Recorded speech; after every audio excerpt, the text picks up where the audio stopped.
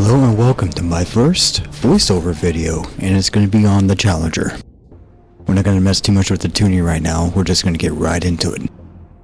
So sit back and let's talk about what's happening. So the Challenger here is part of a muscle car matchup between this car, the GT500, and the Camaro. And this car is a bit of an outlier among the two because it's the only one that doesn't get a worse conversion. And I think we're going to find that it doesn't exactly need it to stay competitive, at least with the Mustang. But this car also has its issues.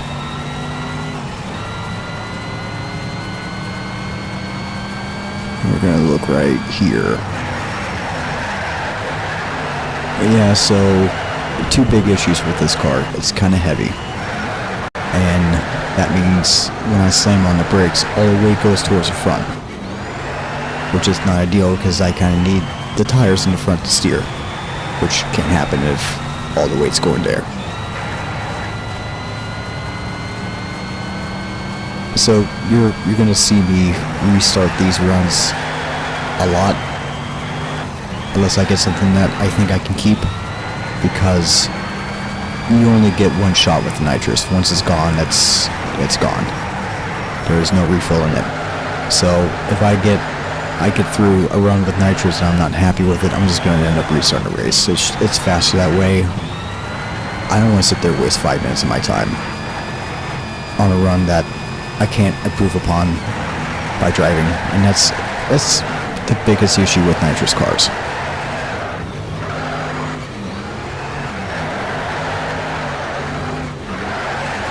Oh yeah, another issue with this car is the amount of wheel spin it gets, and at this point I'm like, let's just do it over.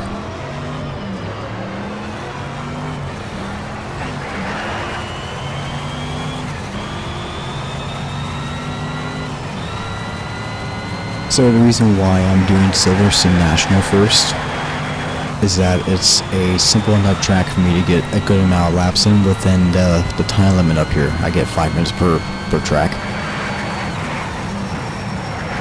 And it's,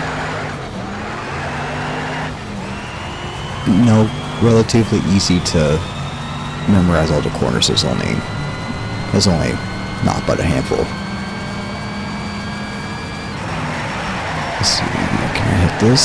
I can.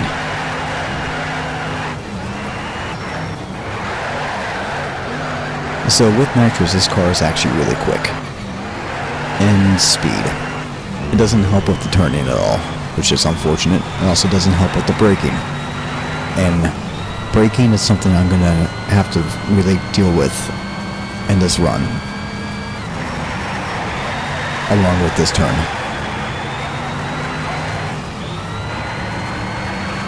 So you see I'm starting using nitrous now. I'm at 155. That's a lot for that braking point, but I somehow managed to get it.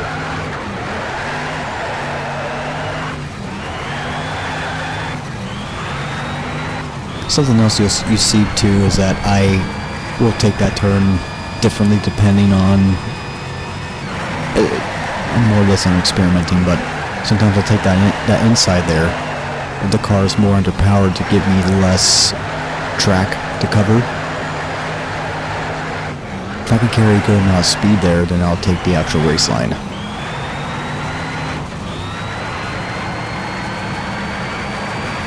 So we're going to finish this run the 45-55, 54-55. And I'm thinking this is okay for now, because I haven't realized just how far I can push this car yet.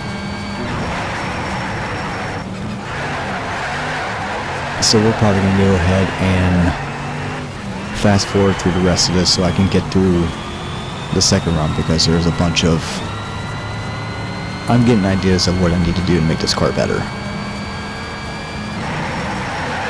So we're going to go ahead and skip through the rest of this run. Enjoy the music.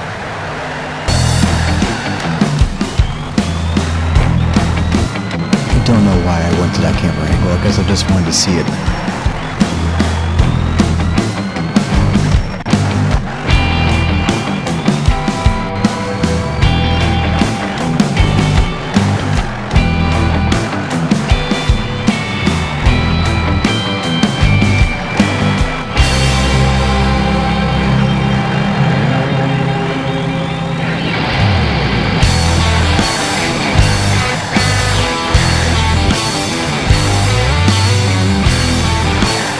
Alright, so I'm going to come back in here. A little additional commentary.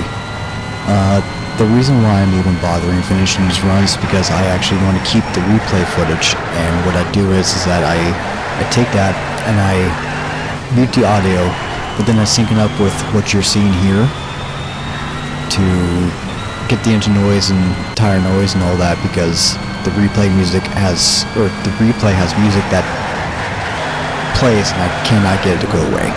So I can't just use that audio itself, which is unfortunate, but I mean, I've gotten pretty good at the process by now. I also don't know why I decided to change camera angles. I guess I just wanted to see what the car looks like driving. But yeah, I can do better at this. We're going to go tune it, and I'm going to come back and I'm going to explain what I did.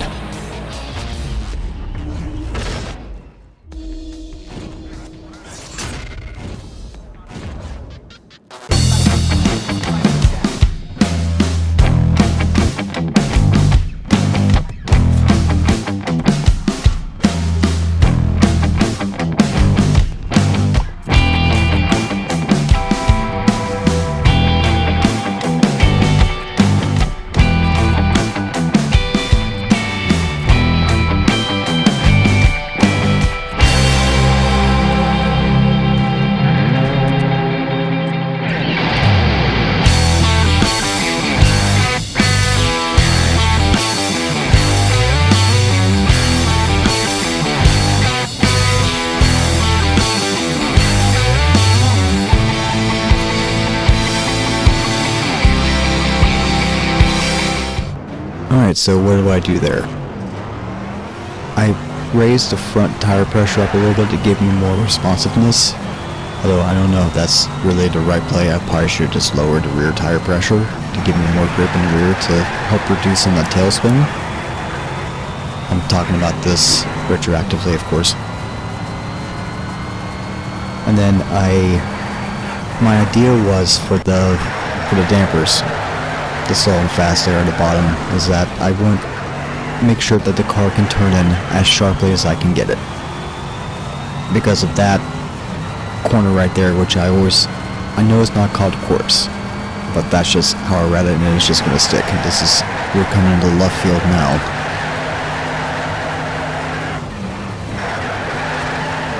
But yeah, if I had to do this again, I probably would end up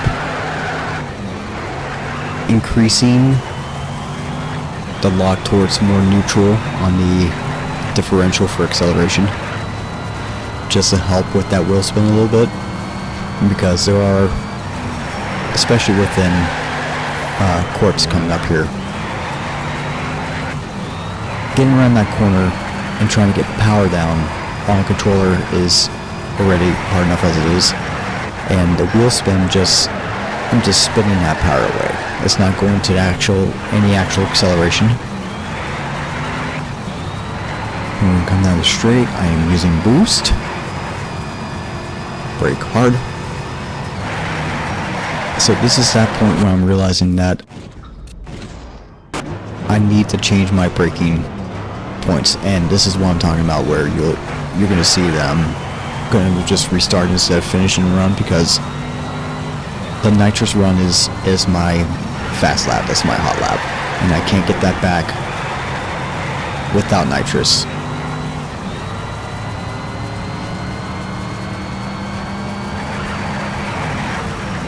So that's a little slow, but that's okay. So coming out of corpse, I'm really figuring out, do I want to just keep it straight here, or do I want to push it wide and try to get more acceleration? Okay, so I turned a little earlier here. Let's better, but still a little wide. And then left field. Yeah, I am just fighting this car, trying to keep it from wheel spinning.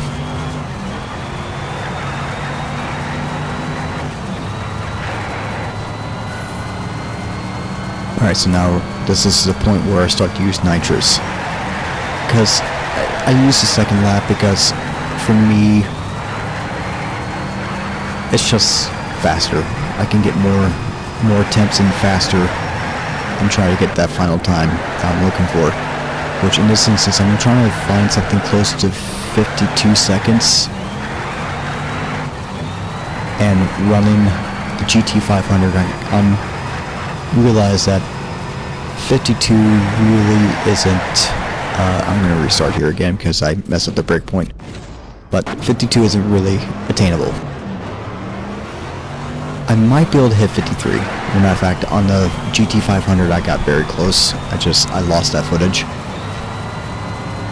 which is frustrating. But this one, I don't know if this car can hit 53. I'll run it again, I'm sure, and probably maybe have an updated time if I can beat the final time I get in here. I'm not going to spoil it. But there's definitely more runs on the table because this is supposed to be a thorough investigation of what these cars can do with every track. So I'm going to have to just do multiple runs of some. Sometimes they're going to get updated.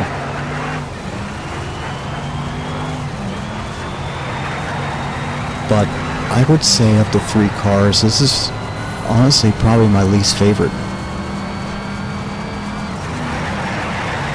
For the simple fact, it just feels like I'm driving a dinghy.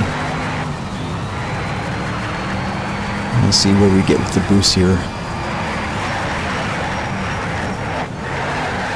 Yeah, there's that more wheel spin, and because I had wheel spin early, I'm just going to go ahead and just restart. I'm not going to waste everyone's time, my time, with a run that's dead.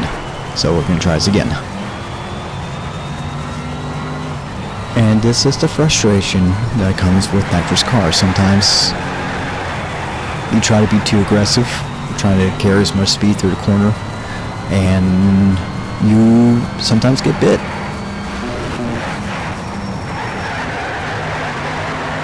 Let's see, I think I'm going to push it wide. No, I'm not going to push it wide here.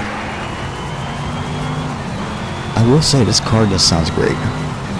Of the 3 I tested, I think this is the second best sounding car. The GT500 is loud, and it can easily cut through whatever music I use for the replay. This thing would just behave. I'll be much happier.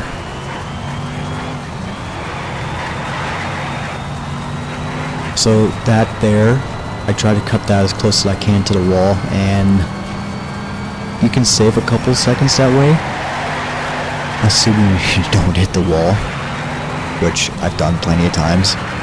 And because I'm using some steering assist, because I'm on a controller, I don't have a steering wheel, and the inputs I put in the controller are a little bit more extreme than I would get on a racing wheel. So I have steering assist on. What can happen is that the steering assist will just turn you into the wall, and you'll clip it and there's nothing you can do about it outside of not take it so steep. And going through all the replays I've been doing too, I noticed that the steering assist will like to counter steer for me, and left field right there, and that's annoying. Let's see, what do I get here? I made 54. That's respectable. I think I ended up recording this footage, and this was going to be my final footage for the video, but you'll see when I get to the end of this, actually starts the second clip, and we'll see just how far I can push this thing. So I'm going to go ahead and fast forward through all this, enjoy the whatever music I put on, and I'll see you for the second clip.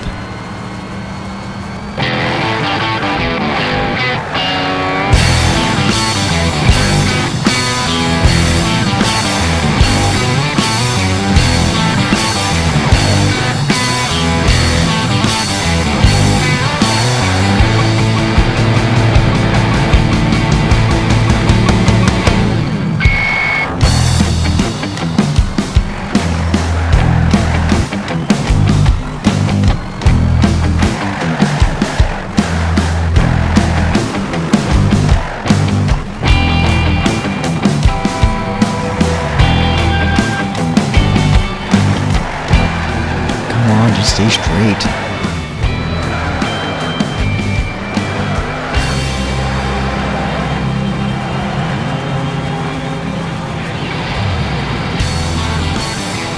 I'm going to bring back the spin out counter, aren't I?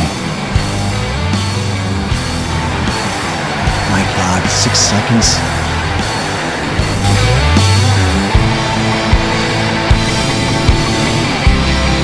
That's another problem with this setup.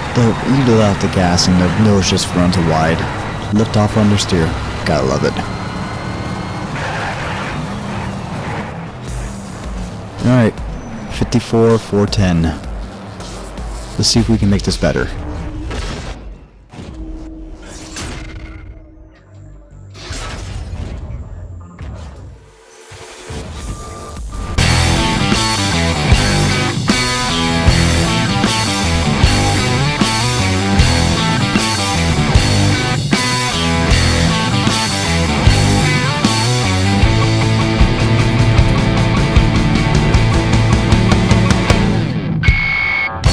Okay, so what I did there,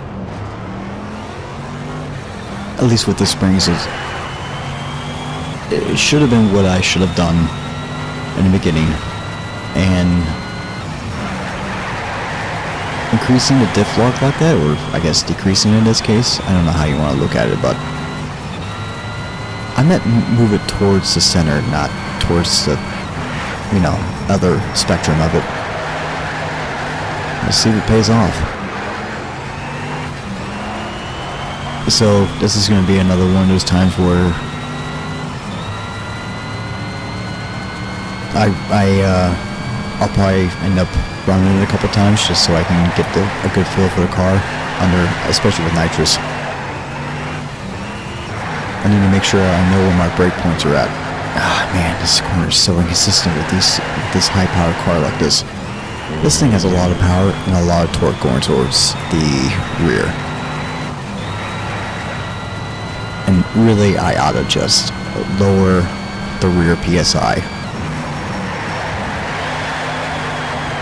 Matter of fact, I might experiment with that this weekend. If I can get all these videos done in time, of course.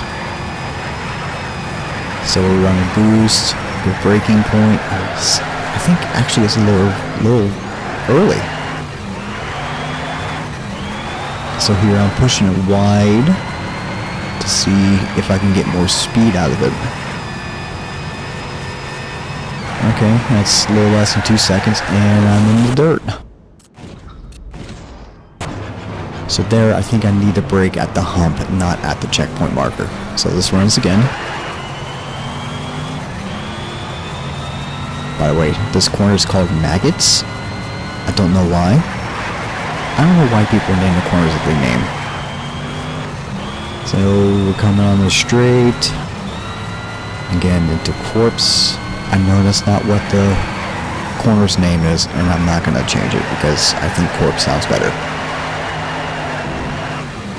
Because think about it, you're going at too much speed, you're going to eat the wall and you become a corpse.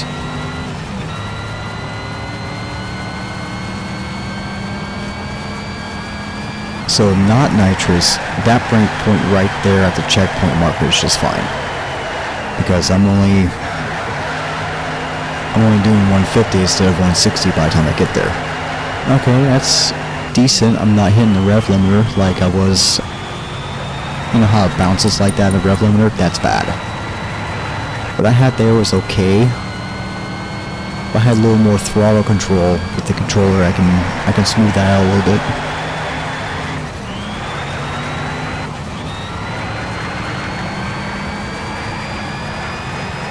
I should be braking, yes, I should be braking before the hump on nitrous because I'm going so much faster, and I save a whole second. Right, let's see if I can make it 2 seconds up here.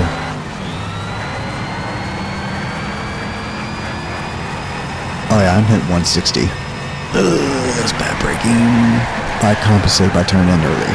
I'll bleed some speed. It's a momentum driving technique I picked up by driving the 8.6.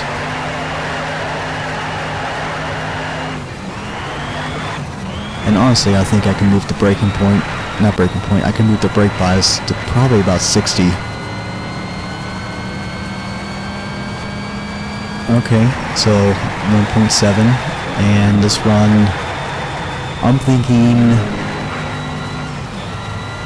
I should restart this. I don't know why I'm not already.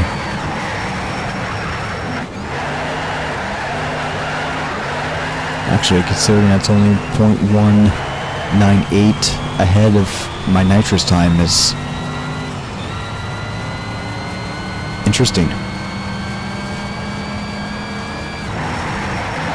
Yeah, and I lost a whole second. Not a whole second, but close. Why am I not restart? Okay. Am I thinking I'm going to keep this?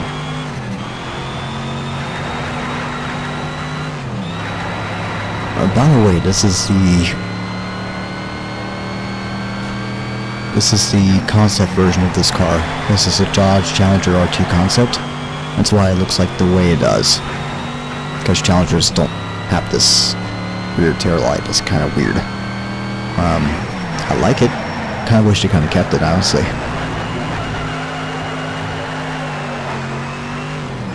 I'm gonna have to call this thing Nosferatu.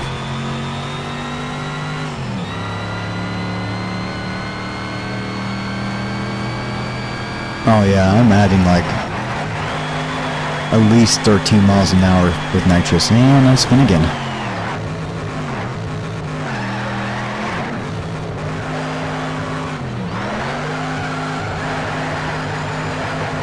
It's a good slip angle.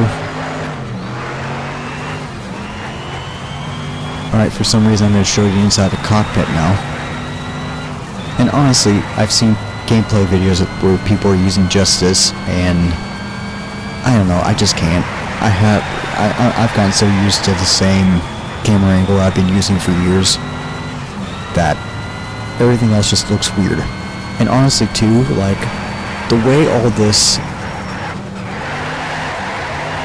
blurs, I guess it's kind of realistic. It's showing you, hey, you're really focusing on the road, we're not going to show you any of this. But honestly, I kind of find it distracting, and I really can't see where I'm at. At least I'm hitting my brake points consistently. And also the movement of the steering wheel is kind of distracting me too, because I am not putting those inputs in. I'm merely trying to, you know, keep turning right in ticks, but every time I let off the steering wheel input, it counter steers for me, so that's where you see something like that happen. Alright, I guess we're going to finish this lap and restart. I don't know why I did the whole lap. That's weird. Yeah, okay, now I'll restart. Alright, let's do it again. Honestly, I think I'm close to getting a really good time here. Oh, that's probably why. Experience. So here's the thing about nitrous, is that based on what I can see, with the little timesheet I keep going, I keep track of all the times and the improvements, nitrous will take about 2.5 seconds off on this lap time, on average. So really, to get a good time, I need a good low base time, and then nitrous should shave more seconds off because obviously I'm going faster. And I'm pushing it wide in the dirt, and I'm facing backwards. Thank you, left field. Who the gift that keeps on giving.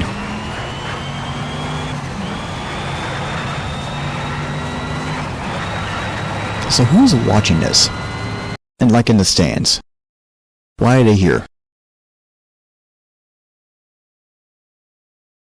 I really shouldn't be using nitrous here because that's not a good entry for that corner.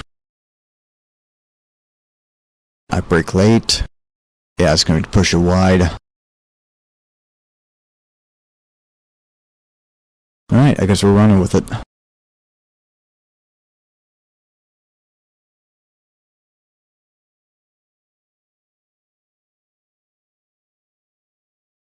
Oh, come on.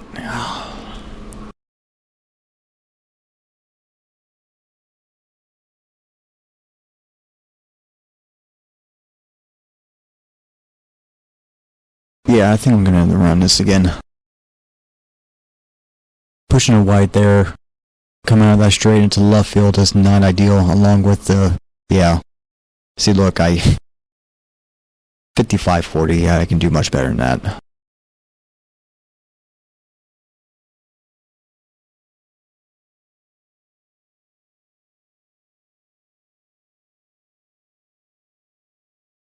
Okay, here, I want to make sure I hit the clay right there.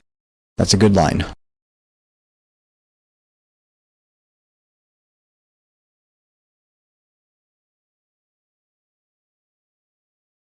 And without nitrous, I can break in the middle of the clay there, and then turn in. So here, I'm going back to the inside here. Just trying to reduce the amount of track I have to travel. Okay, break the line, turn in. See if I can get any rotation. Kinda.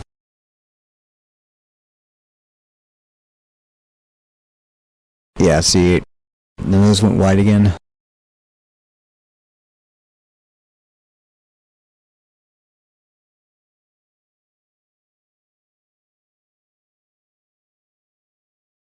Alright, I can feel it here. And like I said, when I do get a good run, I make sure I finish a race so I can get the replay footage. Because that's what I use my shorts. Okay, that was good. 16.202. And that was a good corpse. Let's see what I can get going into the left field. Okay, 35.14. Now almost 2 seconds taking off. Oh, this might be it.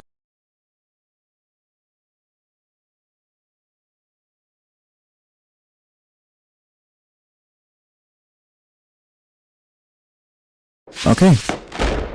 Yeah, I'm happy with that. Alright, so we're gonna finish this race so I can get the replay footage. I'm gonna talk about this car just a little bit and where I think its ceiling might be 137. I don't know if I can do that much better. I mean, a tenth of a second at this point is asking a lot, and I could play with the tuning a little bit. Maybe I can get a tenth somewhere, but I'm gonna have to figure out what I need to do to get more power without wheel spin. That's the magic here. I think a high 53 is possible with this.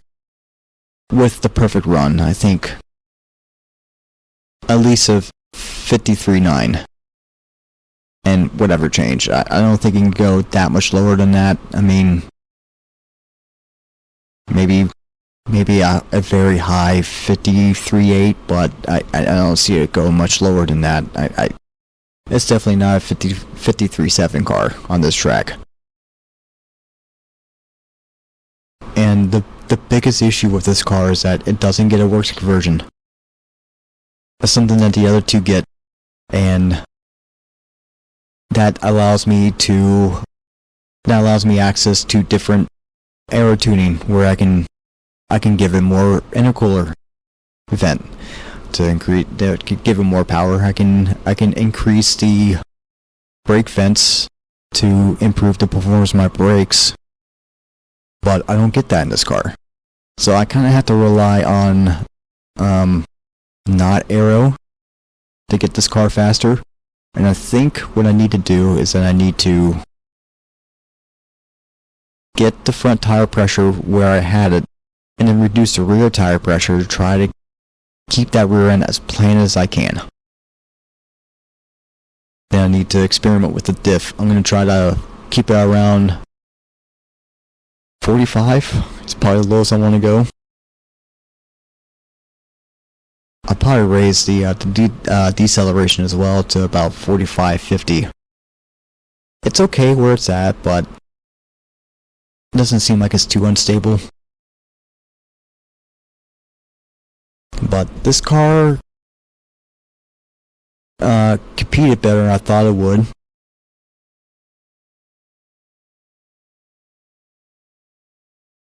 Compared to the car that did the best of these three, it's not even close. And I did have to redo that one because there was a pop-up that came up that was causing the video to flicker in a way that kind of made me concerned for anyone with epilepsy. So I just ended up redoing it, and I got an even better time. So, and because that car already did the best of the three, I'm not going to bother rerunning these two because it doesn't change anything. Honestly. Yeah, so this last lap is kind of a little celebration. I cut through that corner just so I can get to the end. I think it was getting late when I was recording this. I'm going to try that again. Yeah, here we go. Yeah, 54.137 is really good for this car, I think. I might be able to take a 10th off, but in the meantime, I guess we'll see you later. So thank you for watching.